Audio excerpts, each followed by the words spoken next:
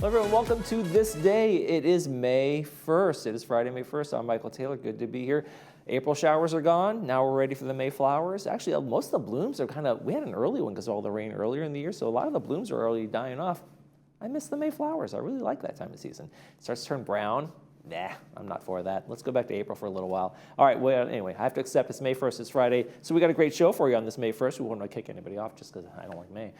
Adapt to it with Leslie Gabola. She's going to be here talking about her latest gadgets she has in the store, also the services they have for you, how they can help you when you come on into the store in terms of assistance in picking out the right items. That might be for whatever your needs are around the house. So Leslie's going to be here. And then later in the program, Sports Corner with Cole Young. We're talking about NBA playoffs. We're going to be talking about NHL playoffs. Lots of good stuff, lots of exciting games going on. So Cole's going to have all the highlights and maybe a couple previews, maybe a couple predictions. Cole, throw some predictions in there just to make me look good so I knew what I'm talking about. All right, right now, though, we want to keep you informed, and it's an important one, new resident orientation and village living. If I'm your first exposure to being a new resident here, and you may still made a good decision to live here, there's all sorts of other good things out there. So new resident orientation, they help get to know your neighborhoods, the village, and these sessions for members of your housing and mutual board and directors while learning about the resident portal, all sorts of good information of these things. So you do need to make a reservation for your new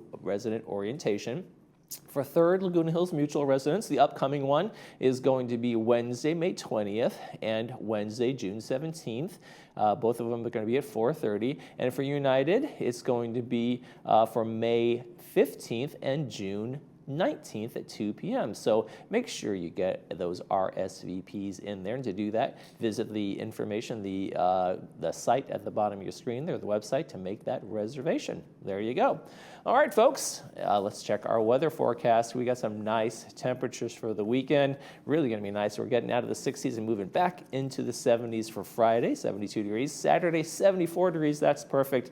And we got 70, 69, 71. So really some great mild temperatures for the rest of the weekend and into next week with a little bit of morning clouds burning off to sunny skies. You know, the usual thing for this time of year.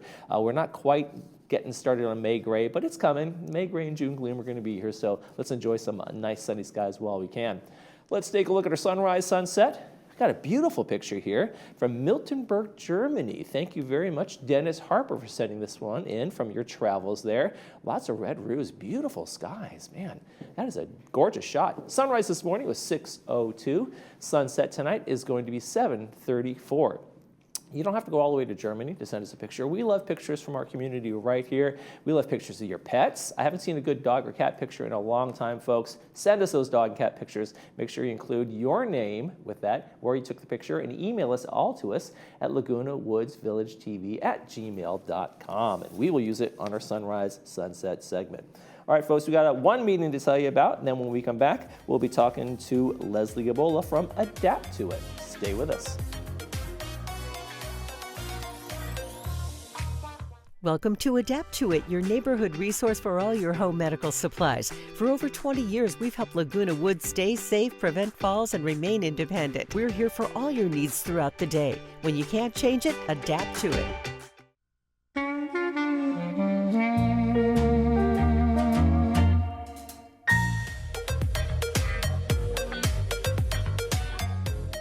We are taking a stand against sitting, and for a good reason. Adapt to Its very own Leslie Gabola is here. And we're going to talk about compression socks and people who are on their feet a lot or like those kind of things, right? So that can be an issue for folks. Exactly.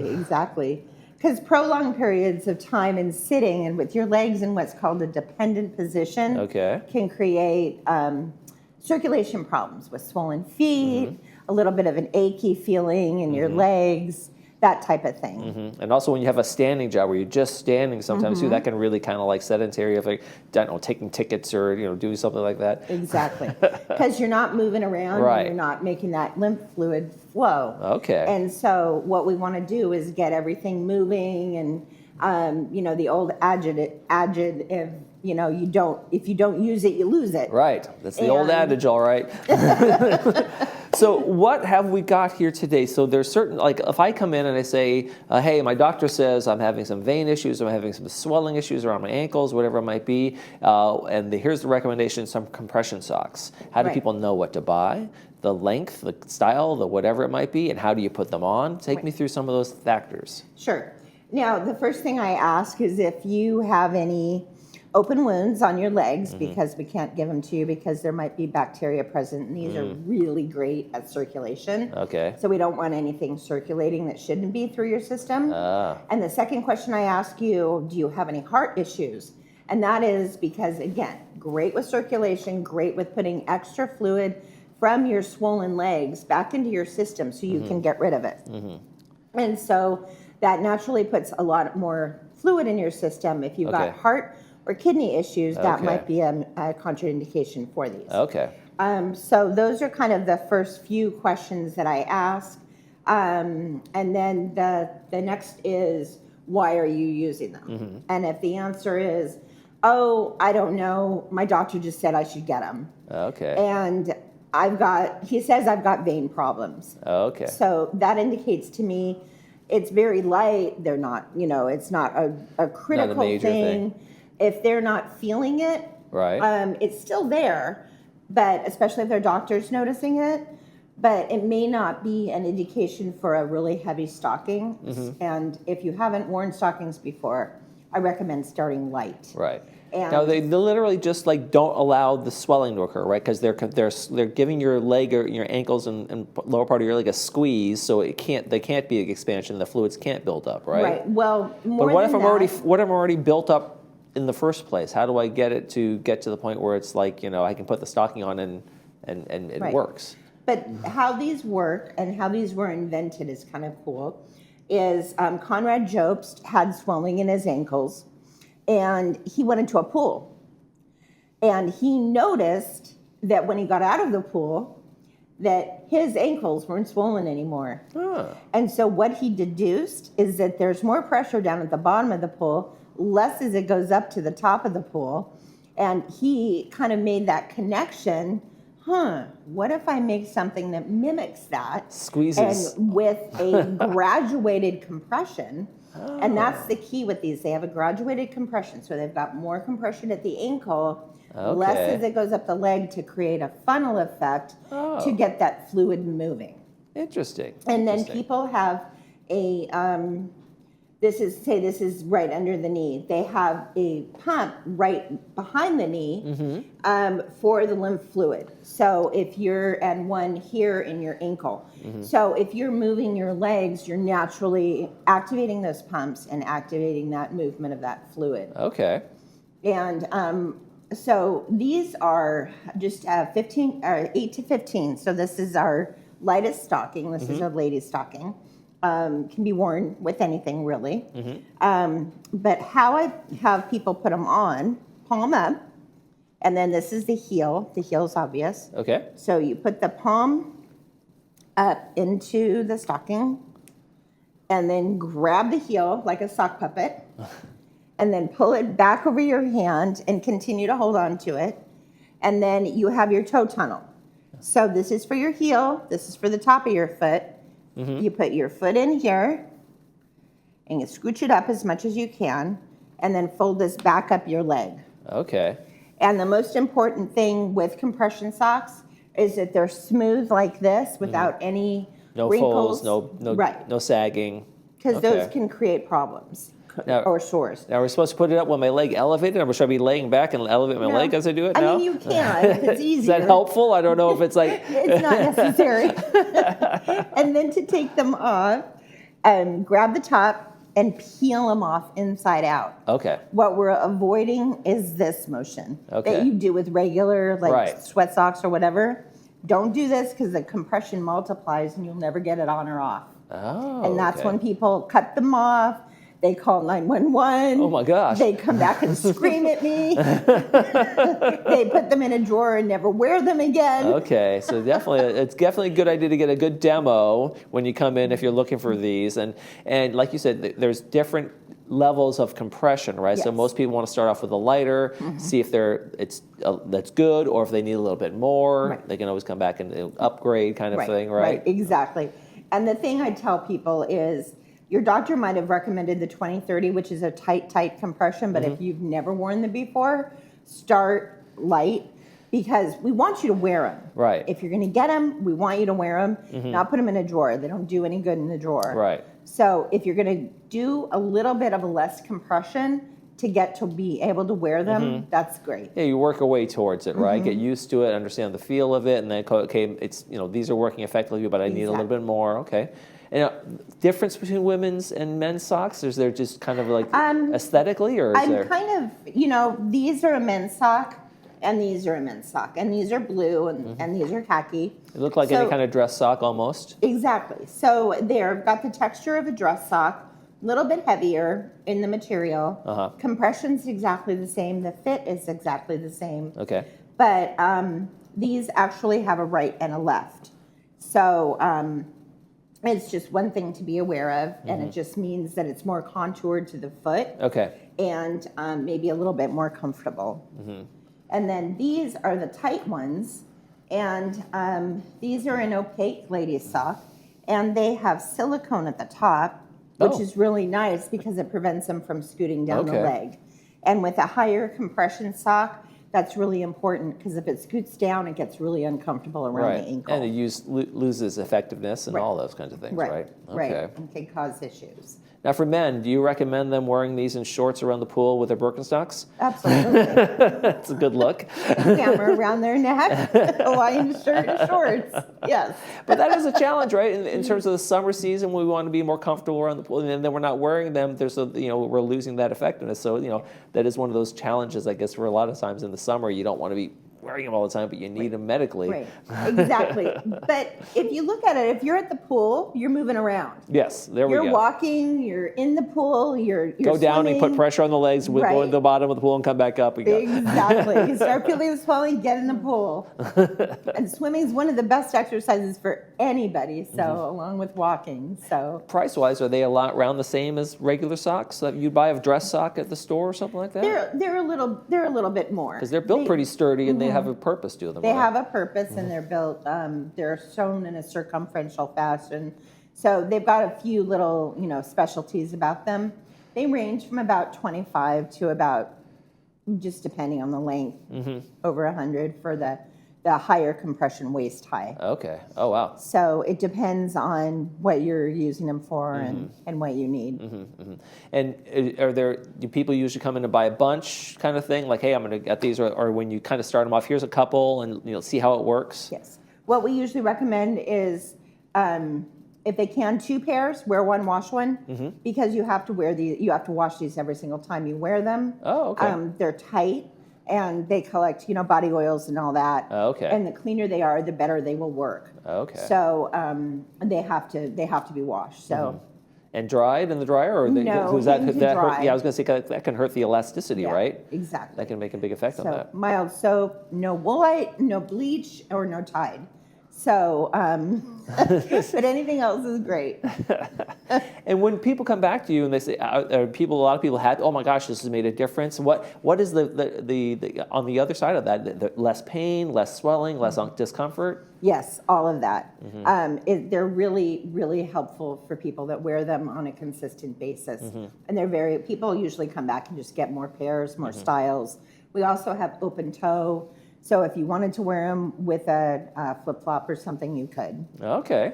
There we go. Nice, pretty nice, pretty nice. And what kind of varieties do you guys have? Just a bunch of different colors, lots of selections. And can you order kind of specialty ones too? Yes, exactly. We do customs. Okay. So if somebody is outside the fitting range or needs something specific, we can do that. Okay. Well, Leslie Gabola, she has it all in terms of comfort and fit and good stuff for compression socks.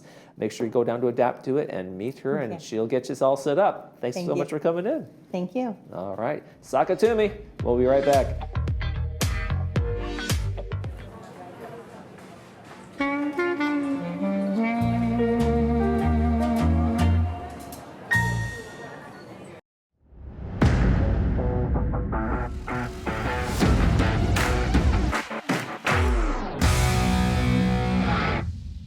Happy May 1st and welcome to this Friday's episode of Sports Corner. I'm Cole Young and we're still deep in the heart of playoff season, so I'll get right to it. Last week, I gave an update on every series in the NHL and NBA to this point, so I'll bring you up to speed on what's happened over the last 7 days. Starting with the Stanley Cup playoffs, it's been an eventful week. In the West, the Los Angeles Kings were down 3-0 and were facing elimination by the Colorado Avalanche. On Sunday, the Avs headed to LA for Game 4.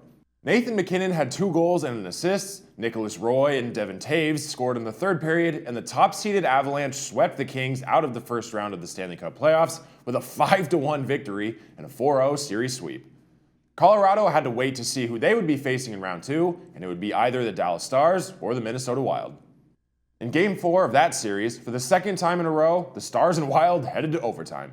Matt Boldy scored on a deflection with 28.9 seconds left in the first overtime, and Minnesota beat Dallas 3-2 on Saturday to tie the series at 2 wins apiece. The crucial Game 5 was then on Tuesday night. Boldy again scored the tie-breaking power play goal in the final minute of the second period, and the Wild beat the Stars 4-2 for a 3-2 series lead. Game 6 of this series would end last night. The Minnesota Wild have won their 4th game in the series, officially eliminating the Stars and moving on to face the Avalanche in round 2. Sticking in the West, the Utah Mammoth and Vegas Golden Knights have had an incredible series so far. In Game 3, Lawson Krause scored twice in a 5-minute and 42-second span in the second period, and the Mammoth won the first NHL playoff game in the state of Utah, beating the Golden Knights 4-2 for a 2-1 series lead. Game 4 on Monday night was an all-time classic. Vegas took a 2-0 lead very early in the first period, but Utah clawed their way back, eventually taking a 4-3 lead late in the game. Vegas would tie it when Brett Howden scored his second goal of the game on a tip-in, with 9 minutes and 35 seconds remaining in the third period and forced overtime, and OT was full of drama. The Golden Knights appeared to have won the game when Pavel Dorofeyev tapped in a loose puck with 9 minutes and 41 seconds left, but the apparent goal was waved off when it was determined Vegas was offside. Not too long after that, though, Shea Theodore scored on a snapshot with 51.5 seconds left in overtime, and the Golden Knights beat Utah 5-4, tying their first-round playoff series at 2 games each. The two teams headed back to Las Vegas for Game 5 on Wednesday, and there, Brett Howden again scored at 5 minutes and 28 seconds of the second overtime to give Vegas a 5-4 victory over the Mammoth and put the Golden Knights 1 victory away from winning the series. The crucial series-deciding Game 6 will be tonight at 7. To wrap up the conference, our hometown Anaheim Ducks have been shocking the world. The Ducks dominated the Edmonton Oilers in Game 3. Beckett Seneca and Leo Carlsson scored 42 seconds apart in the third period. Mikael Granlund had a goal and 2 assists, and the Ducks celebrated their first home playoff game in 8 years with a 7-4 victory over the Oilers, earning a 2-1 series lead. The fun didn't stop there, though. In Game 4 on Sunday night, the game sat tied at 3-3 and headed into overtime.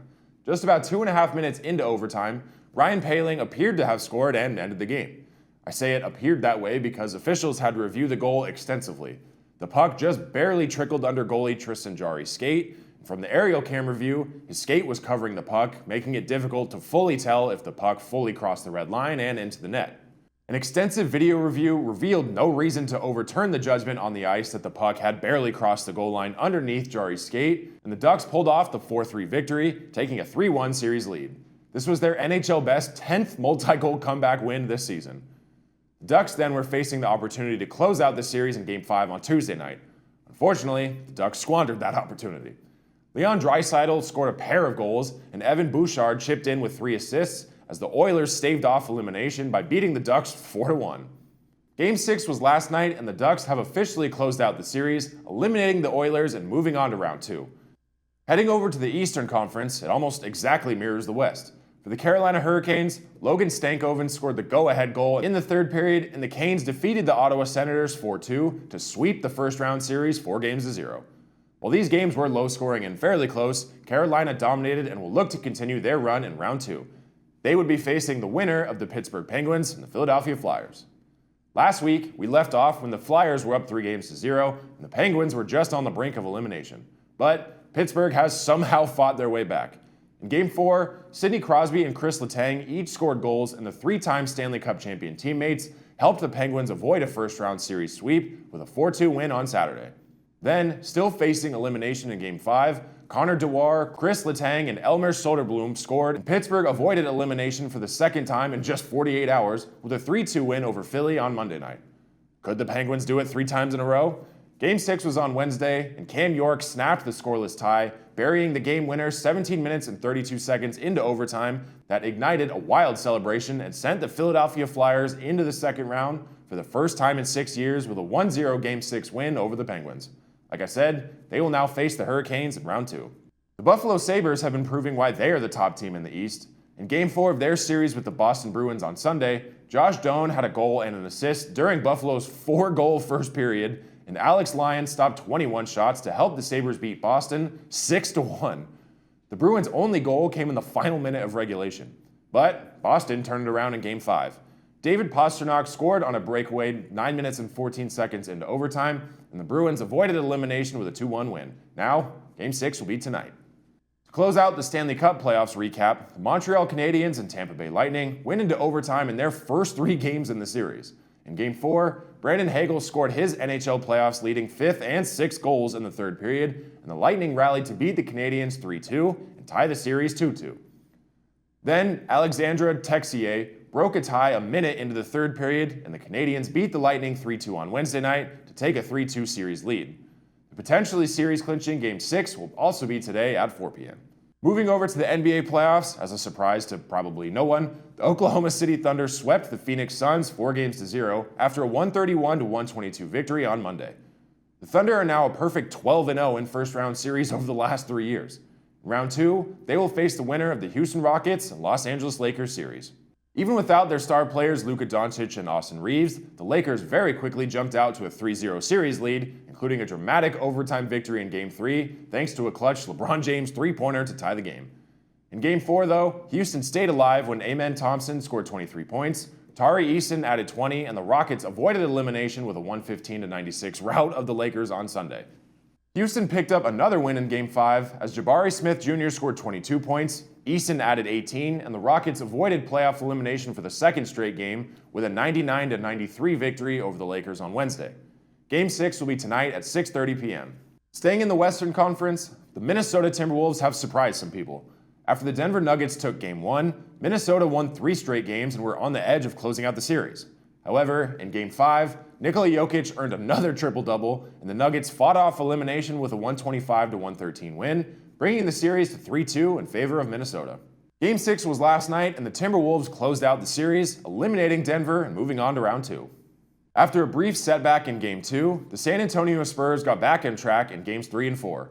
In Game 4, Victor Wembanyama had 27 points, 11 rebounds, and 7 blocks in his return from a concussion, and the Spurs took a 3-1 lead over the Portland Trail Blazers with a 114-93 win on Sunday. With another win, the Spurs could close out the series and move to round 2. On Tuesday night, they did just that. Wembanyama had 17 points, 14 rebounds, and 6 blocks, and San Antonio never even trailed in this game, eliminating the Trailblazers 114-95 in Game 5.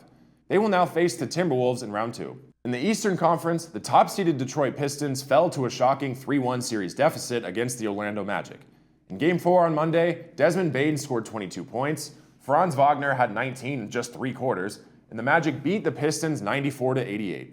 Detroit got back on track in Game 5, though, when Cade Cunningham scored a franchise playoff record 45 points, and the Pistons beat the Magic 116-109 on Wednesday night. Game 6 is today at 4 p.m. The Cleveland Cavaliers and Toronto Raptors have been in a back-and-forth series. On Sunday, Scotty Barnes hit the go-ahead free throws in the final minute and finished with 23 points. Brandon Ingram also scored 23, and the Raptors beat the Cavaliers 93-89, tying the series at 2 games each. On Wednesday, Dennis Schroeder scored 11 of his 19 in the fourth quarter. Evan Mobley hit a pair of pivotal three-point shots in the final period and finished with 23 points. The Cavs rallied for a 125-120 win over Toronto. This Game 6 will also be today at 4:30. The Hawks and Knicks were also tied at 2 games each. After Karl Anthony Towns had his first postseason triple-double, OG Anunoby scored 22 points, and the Knicks recovered after back-to-back losses to beat the Hawks 114-98 on Saturday.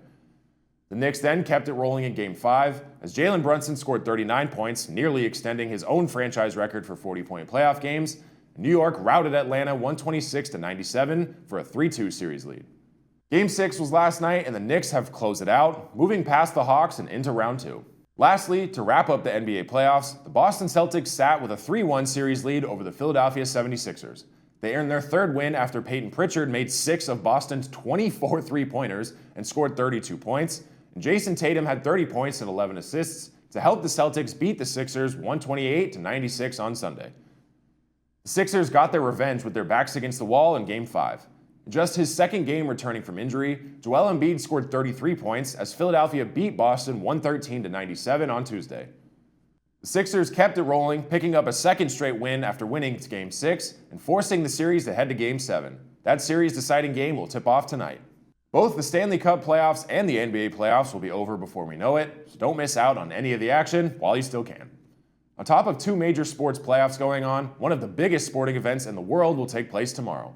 The 2026 Kentucky Derby is officially here, and the fastest 2 minutes in sports is set to take place tomorrow. The horses will post at 3:57 p.m. at Churchill Downs in Louisville, Kentucky. Renegade is currently the heavy favorite to win at 4-1 odds. The next closest are Commandment and Further Ado, each at 6-1 odds. Don't miss out on the most electric 2 minutes tomorrow afternoon. To wrap up the show, a new world record was set last week. Kenyan distance runner Sebastian Saw smashed the marathon world record and became the first man to break the 2-hour mark in an official competition to win the London Marathon in 1 hour, 59 minutes, and 30 seconds. Not only did he break the world record, but the 2 runners that finished behind him also broke the world record. Yamif Kajelcha crossed the line in an astonishing 1 hour, 59 minutes, and 41 seconds, while Jacob Kiplomo of Uganda finished in third with 2 hours and 28 seconds. All 3 were faster than the previous official world record of 2 hours and 35 seconds, set by the late Kelvin Kiptum in 2023. Saw's time of 1 hour and 59 minutes and 30 seconds equates to about 4 minutes and 33 seconds per mile, or roughly 13.2 miles per hour. That's essentially a sprint for 2 straight hours. An absolutely unbelievable new world record that seems virtually impossible to ever break. With all of that said, enjoy all of the horse racing, basketball, hockey, baseball, golf, and so much more that this weekend has to offer. In fact, just today, there are 3 NBA games and 3 NHL games. How spoiled are we? Be sure to come right back next Friday for more news, updates, and highlights from all across the sports world. I'm Cole Young. Have a great weekend. See you next time.